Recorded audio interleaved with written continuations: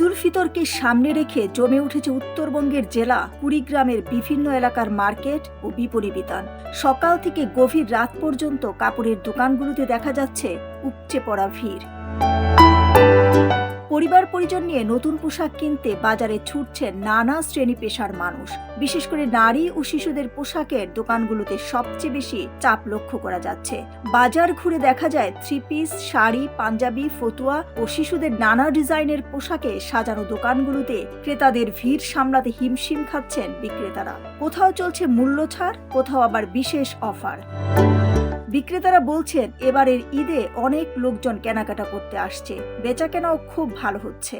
তুলনামূলকভাবে এবার ব্যবসাটা অনেক অগ্রিম শুরু হয়ে গেছে, মোটামুটি ভালোই ব্যবসা চলতেছে এবং সামনে হয়তো 2-4 দিন গেলে আরও ব্যবসা ভালো হবে, এটা মোটামুটি আশা করা যায়।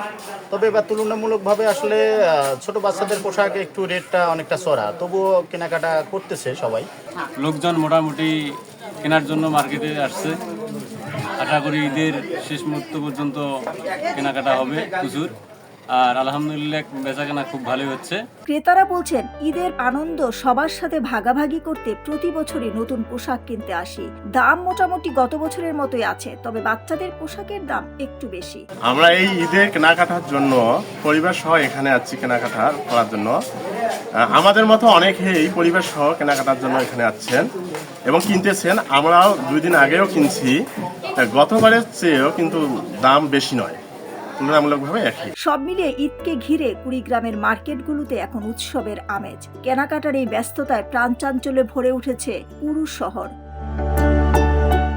দিলরুবা খান, ন্যাশনাল ডেস্ক, সোনালী নিউজ।